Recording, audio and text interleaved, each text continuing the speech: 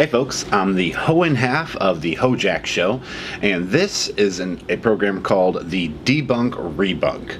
And what we're going to do is we're going to take a look at the success principles. We're going to break down each principle and figure out the best way you can actually apply it to your life. We're going to throw some stuff away, and we're going to hold some stuff near and dear to our hearts. Most importantly, hopefully I'll be able to help you apply some of this to your life.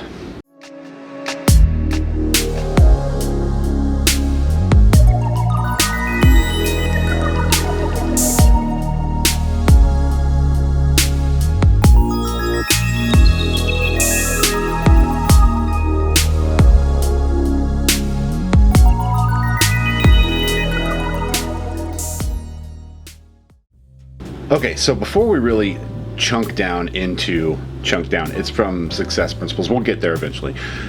Before we actually chunk down into this and take a look at each one of the success principles, I want to start by sort of qualifying myself to say that I am in nowhere close to a multimillionaire. I don't have like a bajillion successful businesses under my belt.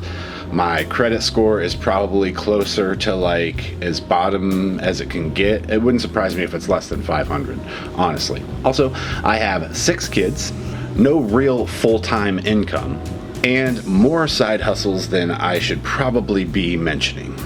So what makes me qualified to do this? Pretty much nothing, which is exactly why I feel like I fit in with the large majority of Americans. I believe at one point in time I heard the statistic that most Americans have less than $1,000 in their bank account. Mine's probably close to 100.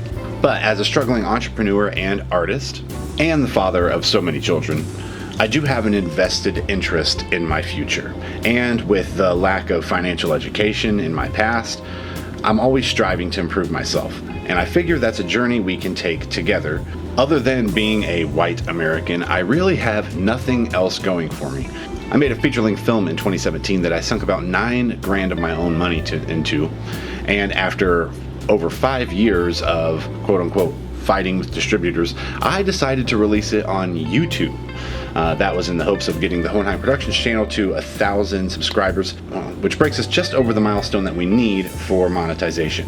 That didn't even happen. Another thing that made me want to approach this subject matter is being involved with the CopyZilla channel, even in its very small part. I've made quite a few like reply videos to some of the things that we've talked about on the channel, as well as some of the drama that's been created between YouTubers. I did some commentary here and there with that.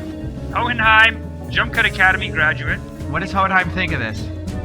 She's so cute and lovely, though. That's why I like. It's just such a nice ending, and it's applicable because it's a cameo. What do you guys think? Oh, they're saying. Wait, what's 2? Wait, what's 2 again? Wait, somebody tell me what I said 2 was. Hohenheim. She was Hohenheim. Oh, Hohenheim's winning? Wait, we're getting a lot of ones. Oh, dang. Okay, we got to straw poll this up. I've also done a lot of consulting over the past 3-4 years, trying to build a consulting brand, because where Hohenheim Productions suffers from not having any one niche, I do feel like I have a lot of experience and information that I can share with people who are building something more niche focused. With all of that said, a few years ago, I got my hands on The Success Principles by Jack Canefield.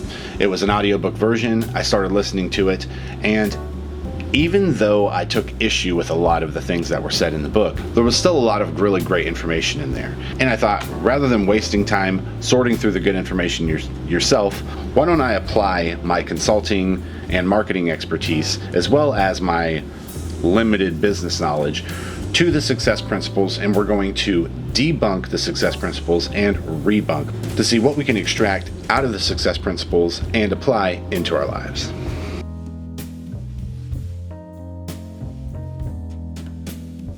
So first of all, even though someone spent money on the CD version that I actually own, you can find the success principles in its full audiobook version, or at least I think almost the whole audiobook version, on YouTube. Innovative Idea Creation seems to be the channel that has uploaded it.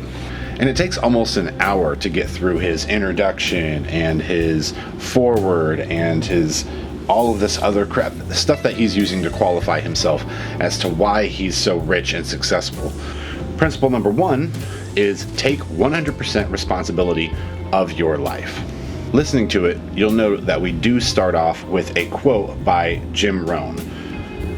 That quote is, "You must take personal responsibility. You cannot change the circumstances, the seasons, or the wind, but you can change yourself." I agree with this statement 100%. We start off the very first principle really strong, because no matter what your circumstances are, you still have to take responsibility for where you're at right now, for the parts of your life that you have control over. For this, he gives us a really, really awesome and useful equation. E plus R equals O. That's event plus response equals the outcome. The event are essentially things that you yourself cannot control. The weather, the economy, your race, where you grew up, the time of year.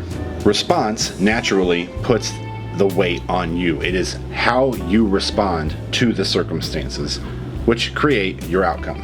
The reason why I feel like applying this carries so much weight is because when you take 100% responsibility of your life, you actually have to examine your life. You have to examine the events, your response, and the outcome of everything that's happened up until now. It sort of forces perspective and self-awareness by examining what you need to take responsibility for.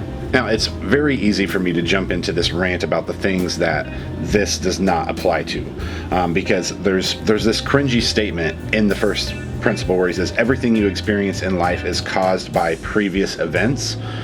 First thing that pops into my head is race. But if we take a look at the equation, that itself would be categorized as essentially an event, right? The way that your race is perceived or treated in accordance to society, no matter how right or wrong it is part of the event. How you respond to that is what creates the outcome.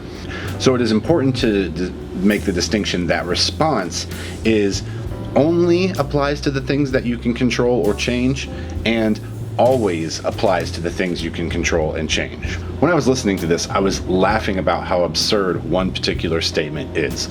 And it's that people don't complain about things they have no control over. The example he gives in the book is gravity, which in my mind as a nerd is an absolutely atrocious example. Have you never met an astrophysicist? Plenty of people complain about gravity. Maybe you haven't met as many people as you think you have, Jack Canefield, because plenty of people complain about gravity. It's just take my word for it. I can complain about it right then and there. So saying that people don't complain over things they don't have control over, they do. I also hear people complain about the weather. I think what Jack Canefield would argue is that you can move somewhere where the weather is nicer or more agreeable with you, but that's not an overnight change, and I think that's the problem we make. We assume that that's something we can change immediately. The other major statement that I disagree with in success principle number 1 is that you either create or allow everything that happens to you. Basically, in a way, exonerates people who are criminals, like rapists and murderers and car thieves and scammers and hackers. I don't even think we have to get into it to address that. That is absolutely wrong. There are absolutely victims in this life. There are absolutely victims in this world. It's just not their one defining characteristic. And to summarize the very first success principle, he says that only you can make it happen. That is another statement that I agree with.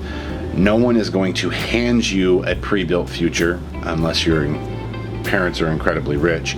No one's going to just hand you your success. You have to go out and get it. Nothing comes from nothing, right? Like literally nothing. When you do nothing, you get nothing. And that's pretty much for success principle number 1. Now, I know that this was probably long-winded. I took a long time to essentially qualify or disqualify myself as to why you should listen to me. What I want to do is start a discussion here.